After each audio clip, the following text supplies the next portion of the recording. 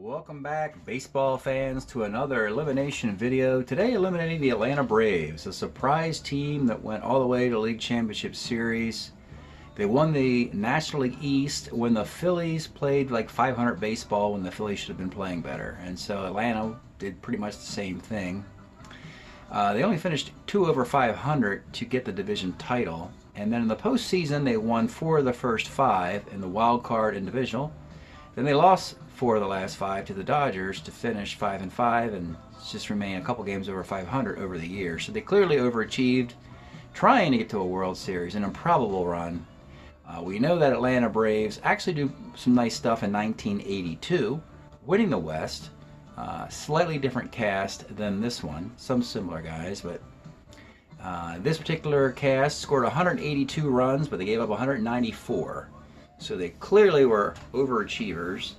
Jeff Burrow's last big year in 1978 with Atlanta, and he had a nice year here, hitting .309, 9 homer, and 30 RBI. Dale Murphy's 1980 card at .294 with 9 and 34 as well. Lenny Randle did a good job leading off. Didn't steal any bases, but good on base guy. Gary Matthews, his last great year in Atlanta. Rico Cardi's last good year in 78. You're hearing last good a lot. 259, 12, and 28. And then beyond that, the offense was kind of so-so, the 268 batting average. Plenty of power, though. The story of this team, you could say, was that incredible bullpen. Gene Garber, Rich Camp, and Soche, all players from the 80 or 81 cards, and they're going to hold on to those guys like gold. They went a combined 11-1 with 10 saves in 70 innings with a combined ERA of about 2.40 or something like that. Clearly holding this team together as all the starters were mediocre. Phil Niekro was 3-5 at 3.93 ERA. And that's pretty much the story of the Atlanta Braves. Not too much of a story other than they overachieved. So let's take a look now at the Braves. Let's pull their 78 guys out and see who's coming and going. And there'll be 78 players, of course, have to come out of this stack and be put away, and then see what dozen players the Braves will start next year with before the draft. And the Braves are going to be going to some good stuff here. They're going to have a tough division to work through year in and year out. But we know that they will win this division in 82, so you should expect some success. And they're in the East now, which is another good fortune, because the Mets aren't particularly good anymore. The Marlins are the Marlins. The Phillies are going to be great. They're going to be the chief competition.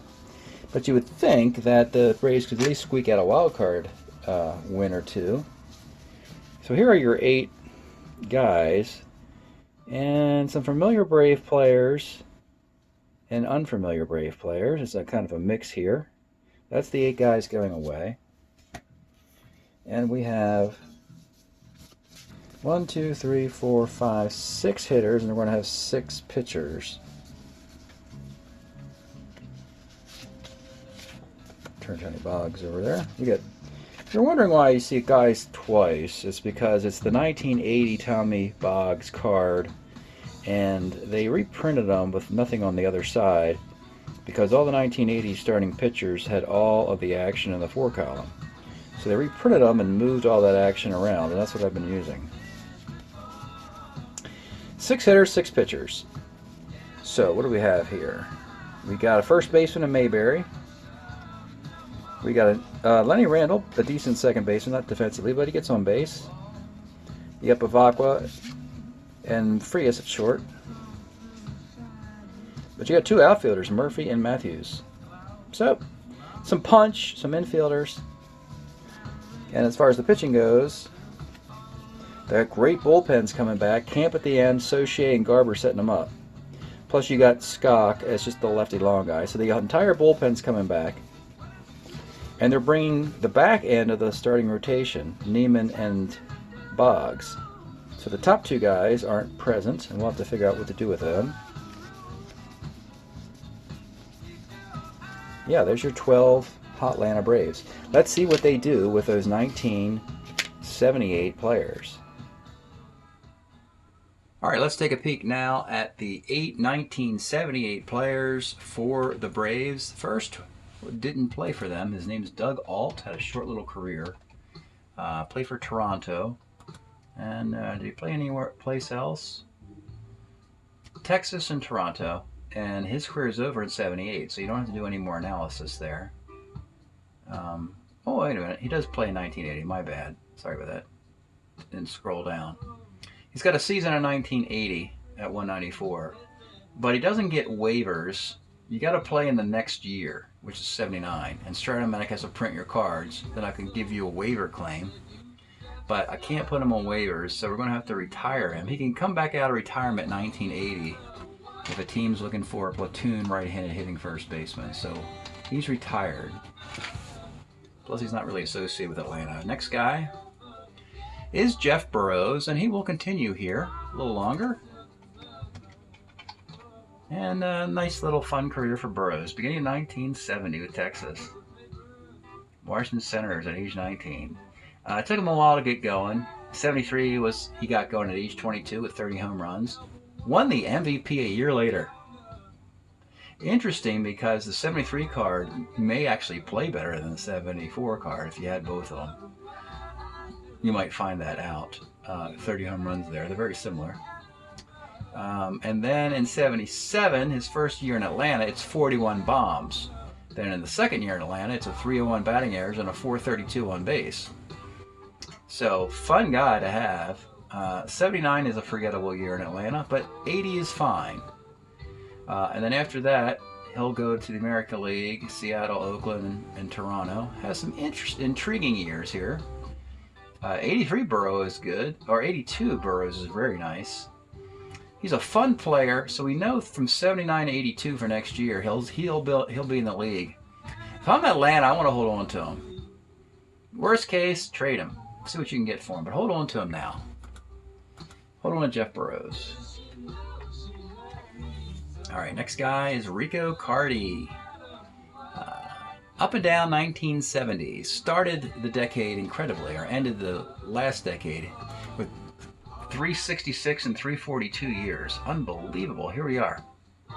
342 and 366 and 69-70. Misses 71, and then he's got a nice year in 72, and then after that it's kind of, he's in a desert a little bit, wandering around here.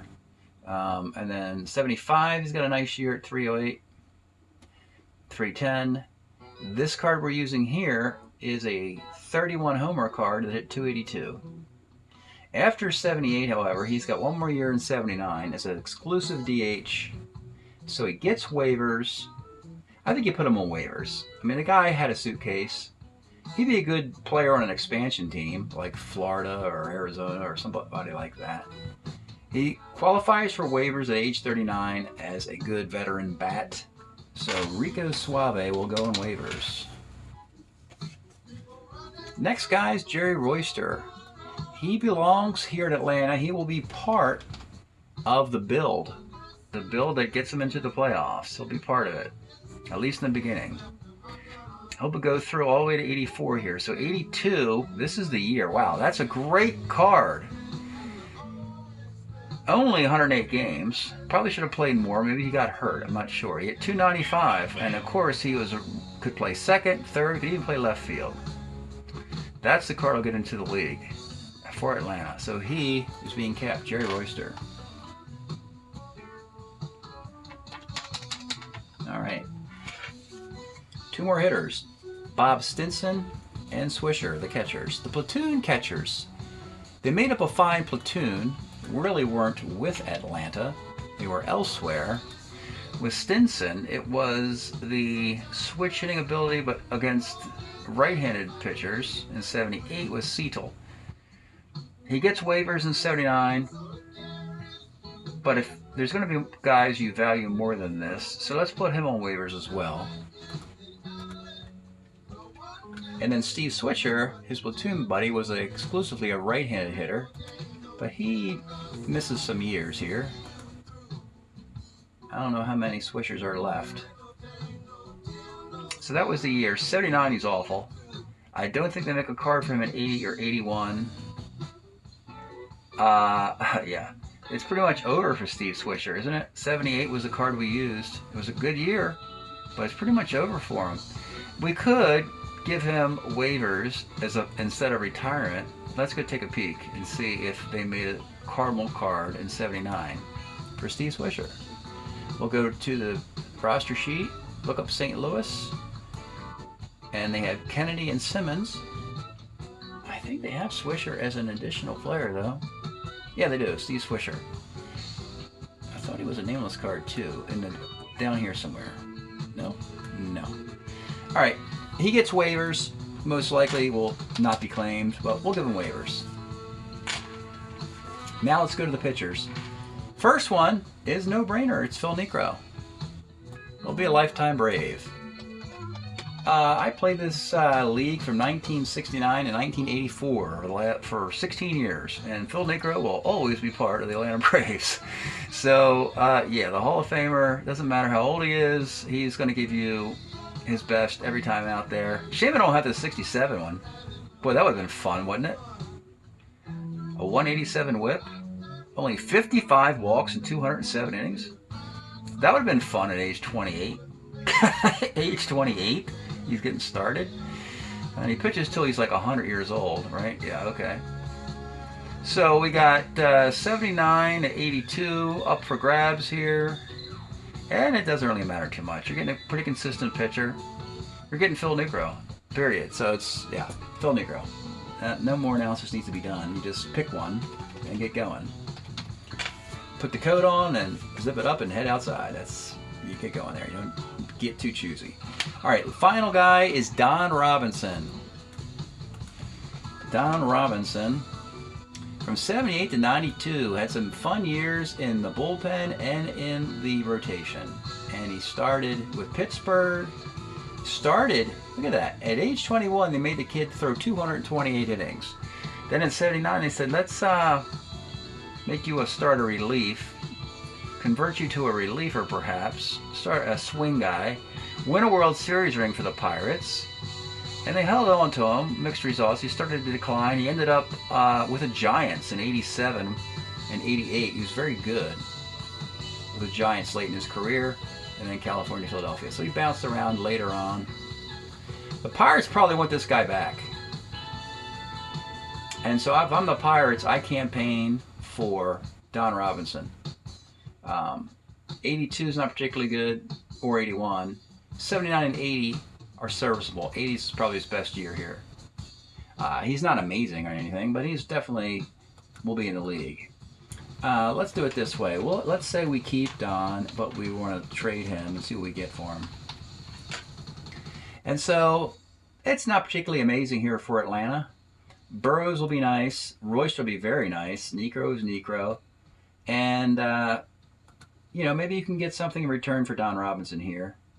The other guys, I mean, Carty's got one more year left in his tank, and it's not great. If you really want to keep him, you could switch that out. Same with Bob Stinson. But otherwise, pretty mediocre future for Atlanta at this point. And hopefully they'll get some rookies in 82 and 83. Maybe Rick Mahler, maybe Pascual Perez. I'm trying to think offhand.